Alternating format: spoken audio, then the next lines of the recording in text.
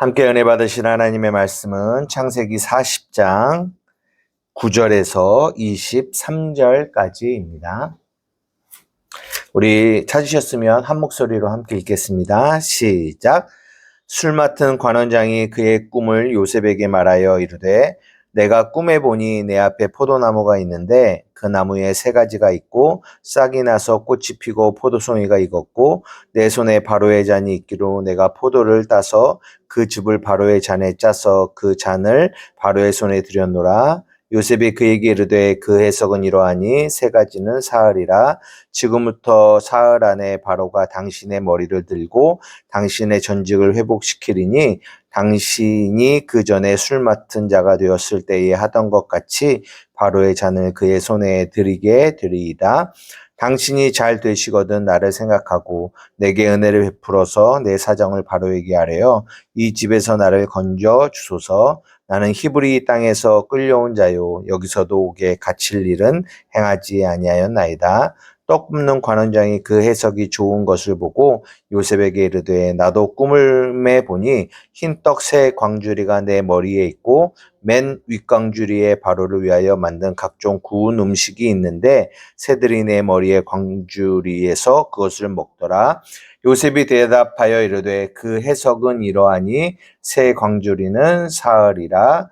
지금부터 사흘 안에 바로가 이 당신의 머리를 들고 당신을 나무에 달리니 새들이 당신의 고기를 뜯어 먹으리이다 하더니 제3일은 바로의 생일이라. 바로가 그의 모든 신하를 위하여 잔치를 베풀 때에 술 맡은 관원장과 떡 굽는 관원장에게 그의 신하들 중에 머리를 들게 하니라.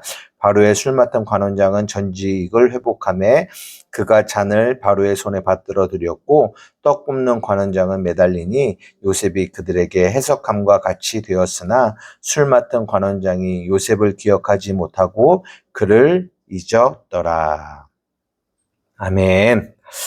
예, 오늘은 창세기 40장 9절에서 23절의 말씀을 중심으로 그 해석은 이러하니라는 제목으로 함께 말씀을 나누고자 합니다. 우리가 이제 저번 주에 그 창세기 40장 1절에서 8절의 말씀을 중심으로 이제 그 요셉이 보디발의 집에서 이제 나와서 감옥으로 들어갔죠. 그죠? 그래서 이제 그 감옥에서 술 맡은 관원장과 떡 맡은 관원장을 만나 이제 꿈을 해석을 해주는데 그 감옥이라는 것이 어떤 의미를 가지고 있는지 저번 주에 함께 조금 말씀을 우리가 나누었고요. 이제 오늘은 어떤 부분을 이야기하려고 하냐면 이제는 그 꿈에 대한 이야기를 조금 이제 들어가 보려고 합니다. 꿈에 대한 이야기.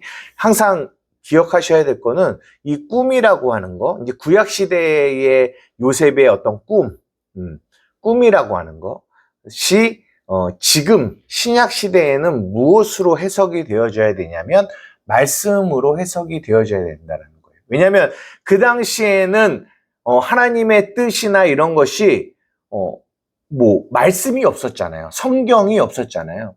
그러니까 하나님이 그것을 꿈이나 이런 것을 통해서 이렇게 우리가 볼 수 있는 것을 통해서 우리에게 전달을 해주셨거든요.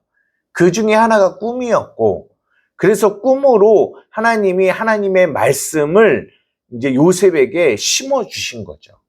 그러니까 꿈을 해몽한다라는 것보다는 꿈을 해석한다라는 의미로 우리가 이해를 하셔야 된다는 거죠. 다른 말로 말씀을 해석해야 되는. 그러니까 결국은 지금 우리도 교회 안에서 하나님의 말씀을 이렇게 진리로 해석하는 것, 이런 것들을 이야기하고 있다라는 것을 잘 기억을 하시고 그걸 아셔야 돼요. 우리가 막 어떤 데는 꿈을 해몽해 준다.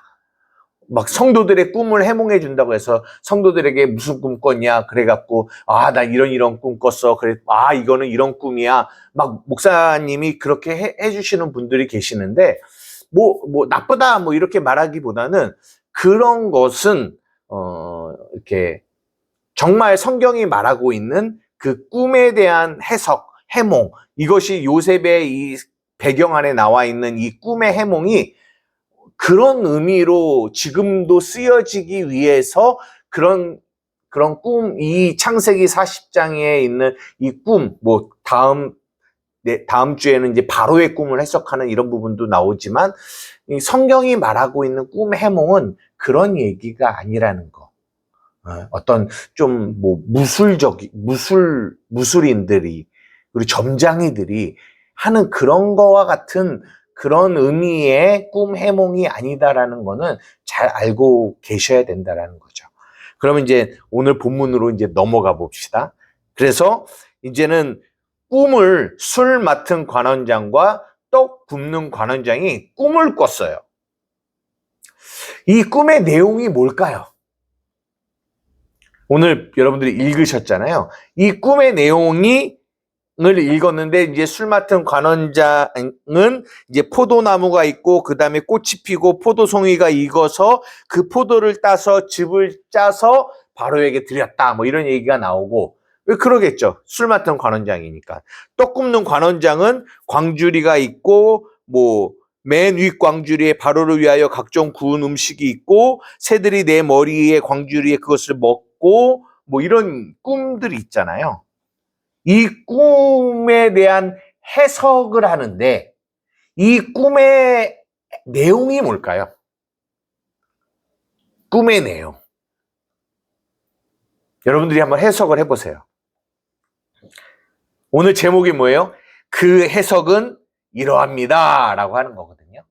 여러분들도 한번 꿈을 이 술 맡은 관원장과 떡 굽는 관원장의 꿈을 해석을 해보시라는 거죠. 그러면 우리는 일단 딱 뭐부터가 생각이 되냐면 하나님의 말씀을 우리가 어떻게 해석해야 되지? 를 생각하는 거예요.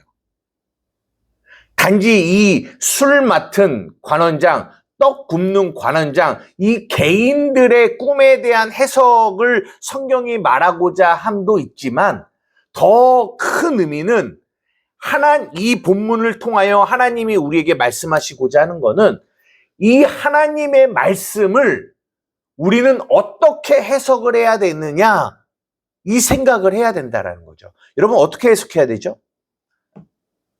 제가 이렇게 오셨을 때 한 번 더 그 말씀을 드린 적이 있어요. 이 성경, 이 하나님의 말씀이 뭐에 관한 말씀입니다. 라고 그렇게 해석을 해야 합니다. 라고 말씀을 드렸어요. 이 구약은 이렇게 해석을 해야 돼요. 라고 말씀을 드렸어요. 도덕적이나 윤리적으로 해석하면 안 됩니다. 이 말씀은 이렇게 해석을 해야 돼요. 라고 말씀을 드렸어요. 그러면서 말씀드렸던 게 뭐냐면 요한복음 5장 39절이에요. 한번 찾아볼게요. 요한복음 5장 39절입니다.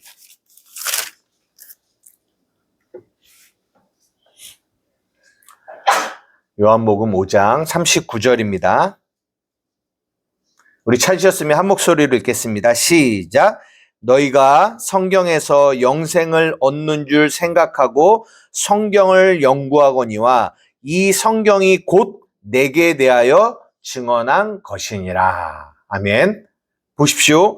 너희가 성경에서 영생을 얻을 줄 생각하고 성경을 연구하지만 이 성경이 곧 누구에 대하여 증언하는 거라고요? 내게 대하여. 여기서 내게 대하여라는 거는 누구에 대하여? 예수님에 대하여 말하고 있다는 거예요. 성경이, 말씀이. 여기서 말하는 성경은 신약 성경이 아니라 구약 성경이겠죠? 왜냐하면 지금 이 요한복음 이 당시에 예수님이 계실 때에는 신약 성경이 없었잖아요. 그러니까 예수님이 너희가 성경에서 영생을 얻기 위해서 성경을 이렇게 본다라고 할 때 그 성경은 구약 성경을 말하는 거거든요. 근데 그 구약 성경이 누구에 대하여 말하는 거라고요? 예수님에 대하여 얘기하고 있다라고요. 그러니까 이 얘기를 해주고 싶은 거예요. 이 꿈에 대한 해석도 마찬가지로. 이 술 맡은 관원장과 떡 떡 굽는 관원장이 꾼 꿈은 결국은 말씀이에요, 말씀. 그리고 그 말씀을 어떻게 해석을 해야 합니까? 라고 생각하는 거죠. 이것이 해석이 되지 않아서 그들이 근심한다고 해요. 그것이 해석이 되지 않는 상태를 우리는 감옥이라고 표현하는 거예요. 감옥.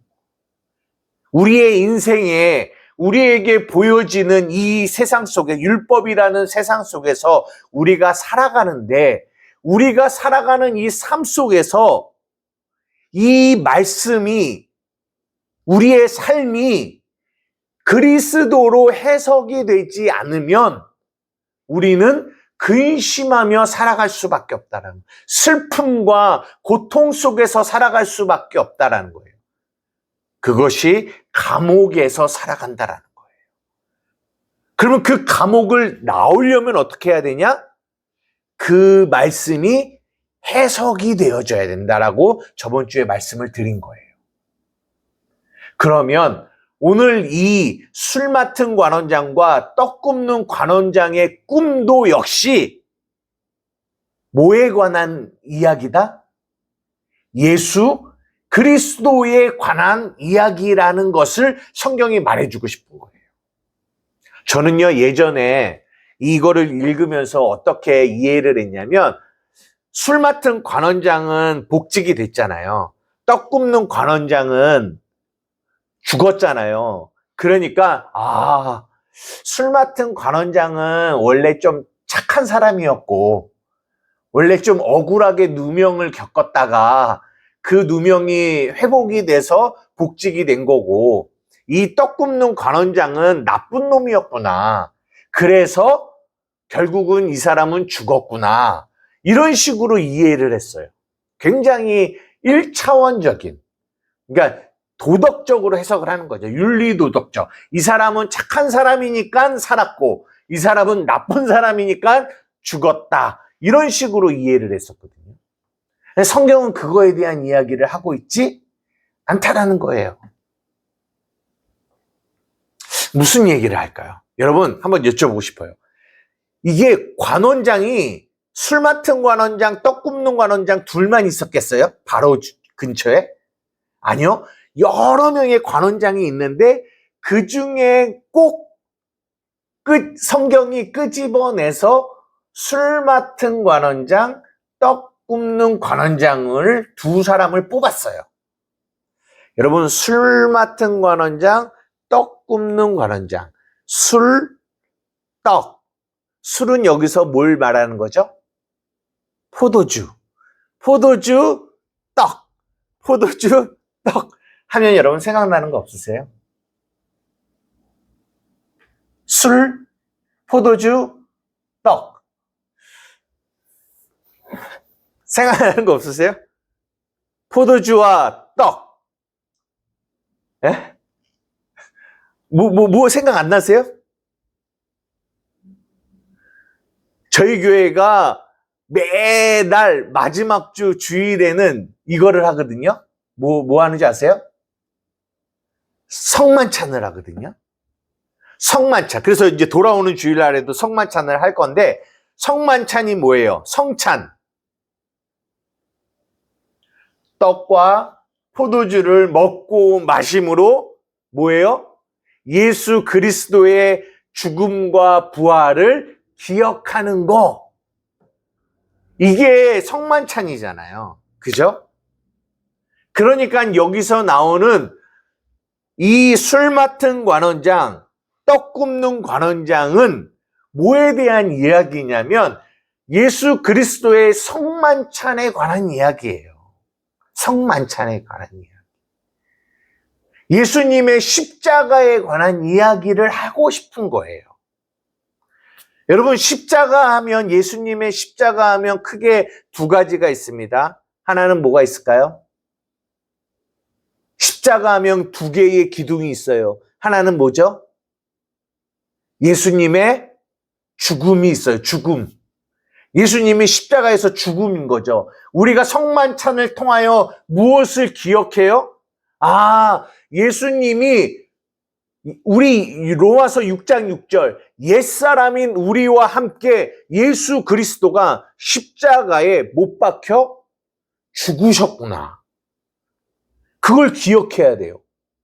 아, 예수님이 십자가에 달려 죽으심으로 그때 옛사람인 나도, 율법 아래 속해 있었던 나도 십자가에서 죽었음을 기억해야 돼요. 그리고 또 하나, 우리가 뭘 기억해야 돼요? 예수님이 부활하실 때 우리 역시 새 사람으로 함께 부활했구나. 이거를 기억하는 거예요. 그래서 성만찬을 통하여 우리가 기억해야 될 거는 우리가 예수님과 함께 뭐 했다? 연합되어 있다라는 거를 기억해야 되는 거예요.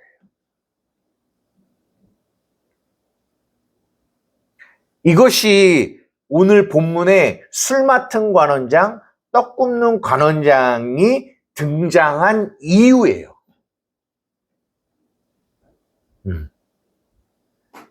그러니까 어떻게 보면 이게 떡 맡은 관원장이 뭐가 나빠서 죽은 게 아니라, 술 맡은 관원장은 뭐가 착해서 사는 게 아니라 뭘 말해주고 싶은 거냐면 예수 그리스도의 십자가를 말해주고 싶은 건데, 예수님이 죽고 떡 굽는 관원장이 죽은 것처럼 예수님이 죽고 그리고 술 맡은 관원장이 살아났잖아요. 그런 것처럼 예수님도 죽고 살아난 이야기를 해주고 싶은 거예요. 이해되세요? 그냥 수천 년 전에 어떤 애굽의 술 맡은 관원장, 떡 굽는 관원장의 이야기가 아니라고요. 그들이 살았고 죽었고 그런 역사적인 이야기를 하고 싶은 게 아니에요. 그것이 우리와 무슨 상관이 있겠어요? 그들이 감옥에 있었는데 수천 년 전에 있었던 사람이잖아요. 그것도 우리나라에 있었던 사람도 아니고 저 먼 이집트, 애굽에 있었던 그 사람이 죽고 살아난 이야기가, 누구는 죽고 누구는 살아난 이야기가 지금 우리와 무슨 상관이 있겠냐고요. 성경이 우리와 상관이 없는 그 이야기를 뭐하러 써놨겠냐고요. 그런 거는 없어요, 성경에. 성경의 모든 이야기는 다 우리를 위하여 쓴 거예요. 그래서 성경은 모두가 다 예수님에 대하여 증언하고 있는 거예요. 왜? 예수님에 대하여 증언하고 있다라는 거는 결국은 우리의 구원을 말하고 있다라는 거거든요.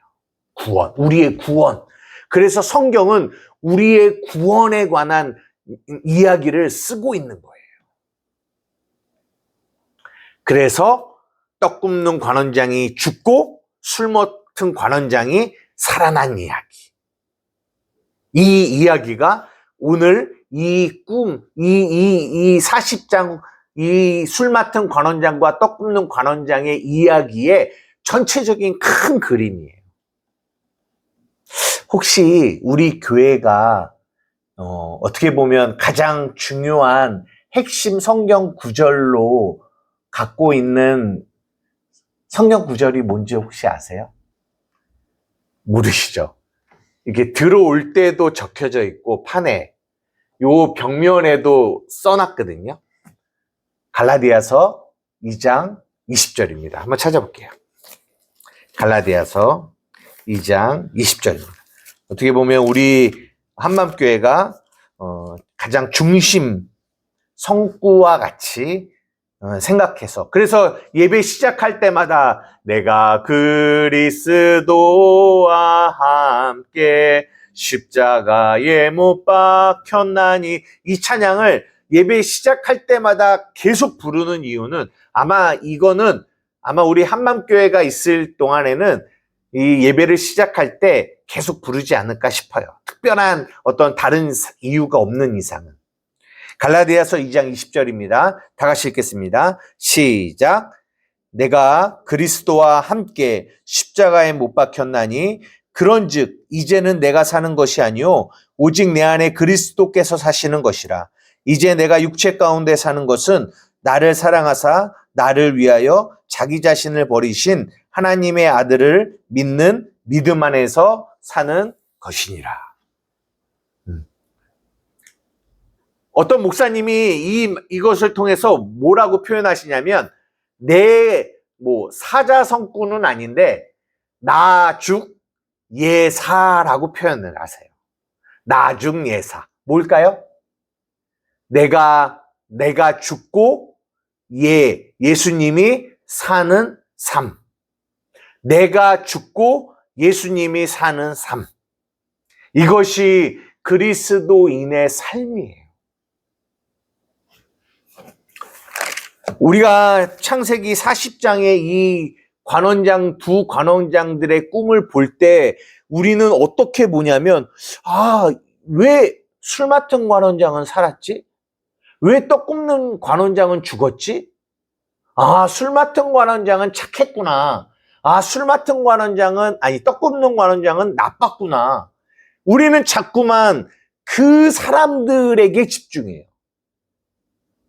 그런데 실체는, 그거는 그림자고, 실체는 방금 말씀드린 것처럼 그 안에 예수 그리스도의 죽음과 부활이 담겨 있다고요. 저는 이것을 통해서 여러분들에게 말씀드리고 싶은 거는 여러분의 삶도 똑같다라는 거예요. 여러분들의 삶도. 여기 몇몇이 계시지만 여러분 각자의 인생이 다 다르죠.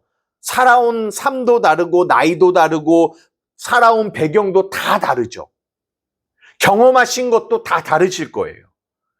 좋은 일을 했고 나쁜 일을 했고 선한 일을 했고 악한 일을 했고 다 다를 수 있어요. 앞으로 어떤 사람이 되고 어떤 일을 할 거 다 다를 수 있어요. 그러나 그것이 중요한 게 아니라 그것은 그림자요. 그 삶이 여러분들 안에서 해석되어진 때 여러분들은 반드시 여러분들의 삶을 통하여 무엇을 보셔야 되냐? 여러분들은 여러분들 안에 예수 그리스도가 여러분의 삶에서 보여져야 된다는 거예요. 예수 그리스도로 해석되어져야 된다는 거예요. 갈라디아서 2장 20절의 말씀과 같이 내가 그리스도와 함께 십자가에 죽었고 옛사람이 죽었고 내가 예수와 함께 살아서 이제 내가 사는 것은 내가 사는 거 아니고 내가 얼마나 착하냐 나쁘냐 얼마나 선하냐 악하냐가 아니고 내 안에 계신 예수 그리스도가 사셔서 그분이 나의 삶에서 나타나지는 삶. 내가 없어지는 거예요. 여러분 잘 하셔야 돼요. 내가 얼마만큼 열심히 노력해서 하나님의 말씀을 잘 지키고 선한 일을 하고 나쁜 일을 안 하냐? 그것이 신앙생활의 핵심이 아니라 내가 없어지는 거예요. 그리고 내 안에 그리스도가 나타나는. 그러니까 나라는 황영두라는 사람의 삶에 황영두가 없어지고 내 안에 누가 보여지는 거? 내 안에 그리스도가 계심이 보여지는 거, 해석되어지는 거.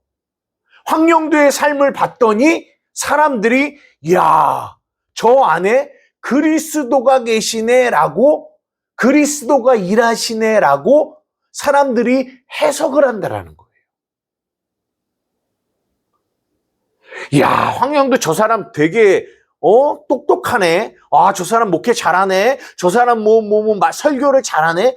이렇게 되는 게 아니라 사람이 보이는 게 아니라 사람이 해석되어지는 게 아니라 누가 해석되어진다? 그 사람 안에 계신 그리스도가 해석이 되어져요. 그분이 보여지고 그분으로 해석되어져야 된다라는 거예요. 나는 이렇게 연약해. 반대로 나는 이렇게 많은 일을 했어. 다 누가 해석되어지는 거예요? 그 사람이 해석되어지는 거예요. 그게 아니라고요. 우리의 안고 일어섬 속에서도 누가 보여줘야 되냐? 그 안고 일어서게 하시는 그 사람들의 주인, 주체가 되시는 그리스도가 보여줘야 돼요. 여기 제 자녀도 있지만 자녀가 앞으로 어떤 삶을 살아가게 될지 모르겠어요. 지금 어떤 꿈을 가지고 나아가고 있지만 그 꿈을 가지고 나아가는 어떤 그 직업군이 있죠. 그러나 그 직업을 이루어서 그 직업에 맞는 어떤 사람이 되는 것도 중요하지만, 그러면 이 사람은 이 사람이 되었습니다. 이런 사람이 되었습니다. 이렇게 우리가 보겠지만, 그러나 그것이 목적이 아니라 이 사람이 보여지는 어떤 그런 모습 안에 지금까지 그 사람을 이끌어 오셨던 그리스도가 보여져야 된다라는 거죠. 해석되어져야 된다는 거죠. 이 사람이 지금까지 온 이 모든 삶이 결국은 그 안에 계신 그리스도가 그를 이끌어 왔구나. 그와 함께 했구나. 그를 인도했구나. 그가 넘어질 때도 함께 하셨고, 그가 일어설 때도 함께 했고, 그가 잘할 때도 함께 했고, 그가 못할 때도 함께 하고, 하나님이 그와 함께 하심으로 지금까지 왔구나로 해석되어져야 그게 복된 삶이고 그게 옳은 해석이 된다라는 거죠. 여러분의 삶이 그렇게 해석되어지기를 주님의 이름으로 축복합니다. 이것이 바른 해석이에요.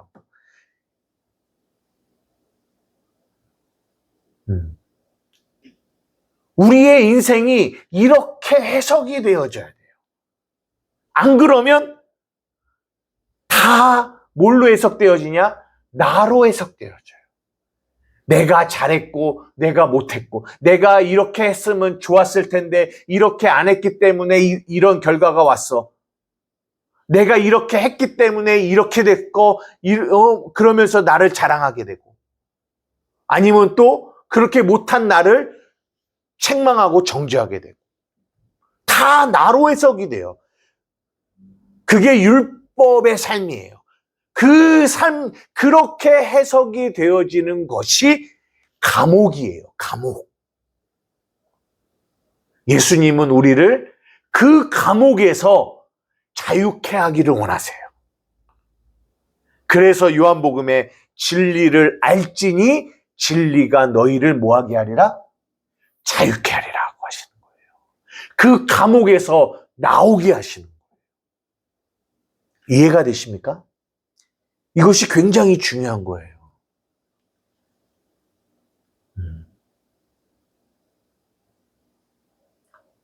여러분의 삶이 이렇게 해석되어지기를 간절히 원해요.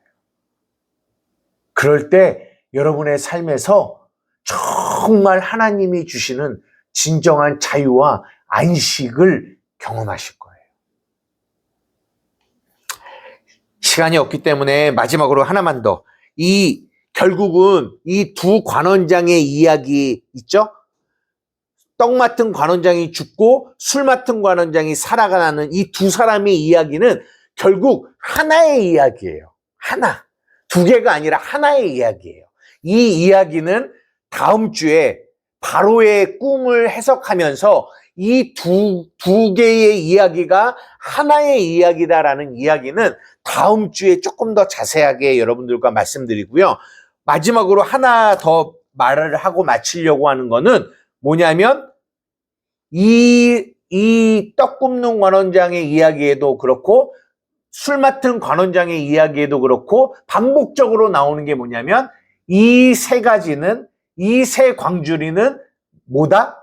사흘이다라는 이 사흘이다, 3일이다라는 이 단어를 조금 알아보고 마치려고 해요. 왜 3일일까요? 왜 3일이란 말을 썼을까요? 여러분 3일 하면 이제 다음 주에 바로의 꿈을 할 때도 2와 1에 대한 이야기, 이 숫자에 대한 이야기를 하겠는데 오늘은 3에 대한 이야기예요. 왜 3일일까요? 왜 성경은 3일에 대한 이야기를 하고 있을까요? 여러분, 시간이, 좀 볼까요? 창세기 22장. 창세기 22장 2절에서 4절. 이게 뭐냐면 아브라함이 이삭을 번제로 드리기 위해서 모리아산으로 가는 내용이거든요. 2절에서 4절입니다. 다 같이 읽겠습니다. 시작. 여호와께서 이르시되 내 아들 내 사랑하는 독자 이삭을 데리고 모리아 땅으로 가서 내가 내게 일러준 한 산 거기서 그를 번제로 드리라. 아브라함이 아침에 일찍 일어나 나귀의 안장을 지우고 두 종과 그의 아들 이삭을 데리고 번제에 쓸 나무를 쪼개어 가지고 떠나 하나님이 자기에게 일러주신 곳으로 가더니 제3일에 아브라함이 눈을 들어 그곳을 멀리 바라본지라. 이삭을 번제로 드리기 위해서 모리아 산으로 가는 그 여정의 길을 성경은 뭐라고 하냐면 3일이다 라고 이해할게요. 하나만 더 볼게요. 출애굽기 19장 3장도 있지만 19장 10절에서 11절.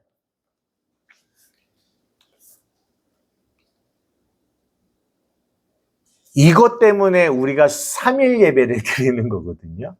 수요 예배, 3일 예배. 오늘 이 예배가 수요 예배는 왜냐? 3일 예배라고 하거든요. 그래서 이 3에 대한 숫자가 여기에 있는 거예요. 한번 읽겠습니다. 시작. 여호와께서 모세에게 이르시되 너는 백성에게로 가서 오늘과 내일 그들을 성결하게 하며 그들에게 옷을 빨게 하고 준비하게 하여 셋째 날을 기다리게 하라. 이는 셋째 날에 나 여호와가 온 백성의 목전에서 시내산에 강림할 것이니라. 여기도 뭐냐면 셋째 날이라는 표현을 써요. 성경은 의도적으로 이거를 계속 얘기해요. 신약으로 넘어와서 베드로가 예수님 몇 번 부인했게요? 3번 부인했어요. 그죠? 베드로가 사도행전에서 고넬료를 만나기 전에 환상을 봤습니다. 몇 번 봤게요? 3번 봤어요. 예수님이 요한에게 요한복음 21장에 네가 나를 사랑하느냐 몇 번 얘기할게요? 3번 물으셨어요. 계속 성경은 3일 3번을 이야기해요. 우리가 잘 아는 것처럼 예수님이 십자가에 죽고 부활하시는 그 사이가 며칠이에요? 3일이에요. 이 성경이 이 3이라는 숫자, 3일이라는 숫자를 뭘로 표현을 하냐? 요것만 볼게요. 누가복음 13장 32절. 누가복음 13장 32절입니다. 누가복음 13장 32절. 찾으셨으면 같이 읽겠습니다. 시작. 이르시되 너희는 가서 저 여우에게 이르되 오늘과 내일은 내가 귀신을 쫓아내며 병을 고치다가 제3일에는 완전하여지리라 하라. 저 여우에게 이르되 오늘과 내일은 내가 귀신을 쫓아내며 병을 고치다가 언제는요? 제3일에는 뭐 하여진다? 완전하여진다라는 거예요. 그러니까 이 3이라는 숫자는 완전의 숫자예요. 완전해지는. 그러니까 우리의 구원이 완전해지는 구원의 여정을 얘기하는 거예요. 이 3일이라는 숫자는. 아브라함이 3일 길을 통하여 모리아 산에 간 것도 예수님이 십자가에 죽으시고 부활하실 때 3일이라는 시간이 걸린 것도 이것이 우리가 완전해지는 시간을 이야기하는 거예요. 그래서 구약에 보면 크게 보면 이스라엘 백성이 애굽에서 나오죠. 애굽, 그 다음에 어디로 가요? 광야로 가죠. 첫째 날, 광야 둘째 날, 셋째 날이 뭐예요? 지성소. 셋째 날이 뭐예요? 가나안. 애굽, 광야, 지성소. 아니, 애굽, 광야, 가나안. 가나안에서 완전해지는 거예요. 또요, 성막을 보면 또 세 개로 나누어져요. 번제단, 그 다음에 성소, 지성소. 번제단을 지나 성소를 거쳐 지성소에 가서 거기서 하나님의 영광의 임재를 경험하는 거죠. 온전해지는 거죠. 지성소가. 이 3이라는 숫자가. 사도 바울이 마지막으로 사도 바울이 자기가 어디를 갔냐? 셋째 하늘에 갔다라고 이야기해요. 첫째 하늘, 둘째 하늘, 셋째 하늘.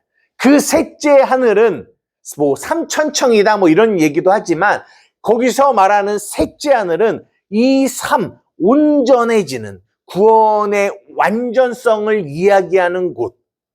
그래서 셋째 하늘이라는 표현을 쓰는 거죠. 그러니까 이 3이라는 숫자, 오늘 본문으로 다시 돌아가서 이 3일이라는 숫자는 그런 것을 의미해요. 죽음과 부활, 십자가를 이야기하고 그 시간 동안 그 시간이 3일이라는 것은 통하여 죽음과 부활 사이에 우리가 예수 그리스도로 말미암아 그 구원이 완전해지는, 온전해지는 시간을 3이라는 숫자를 통해서 표현하는 거예요. 이것이 창세기에서부터 계시록까지 이 3이라는 숫자가 계속 이어지는 거죠. 구원의 숫자로, 완전의 숫자로. 그래서 아까 누가복음 13장 32절에도 내가 오늘과 내일은 귀신을 쫓아내며 병을 고치다가 3일에는 완전해지라. 너희가 성전을 허물어 봐라. 내가 며칠 만에 지을 거다? 3일 만에 성전을 지을 거야. 계속 이 3일을 이야기하는 거죠. 하나님이 반드시 그 3이라는 숫자를 통하여 우리에게 말씀하고자 하는 것은 내가 반드시 너희를 향한 나의 구원을 이룰 거야 라는 하나님의 이 약속도 이 3이라는 숫자 안에 들어가 있다. 말씀을 마치려고 합니다. 사랑하는 우리 한마음교회 성도 여러분, 오늘 우리가 이 창세기 40장의 술 맡은 관원장, 떡 굽는 관원장의 이 꿈에 대한 것의 그 해석이 이러하다라는 제목으로 여러분들과 함께 말씀을 나눴어요. 여러분, 여러분의 삶도 동일하다고 말씀드린 겁니다. 여러분의 삶을 바르게 해석하셔야 돼요.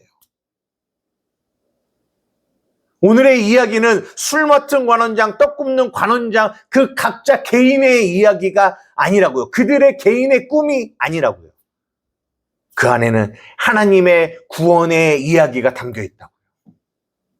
예수 그리스도의 십자가가 담겨 있다고요. 이들의 꿈뿐만 아니라 여러분의 삶도 마찬가지예요. 여러분들이 바르게 해석하지 않으면 여러분들은 여러분의 삶을 감옥에서 살게 됩니다. 사랑하는 우리 한마음교회 성도들의 삶이 감옥에서의 삶이 아니라 이 꿈이 해석되어 성령으로 해석되어져서 진정한 자유와 안식을 누리는 저와 여러분들 되기를 주님의 이름으로 축복합니다. 기도하시겠습니다.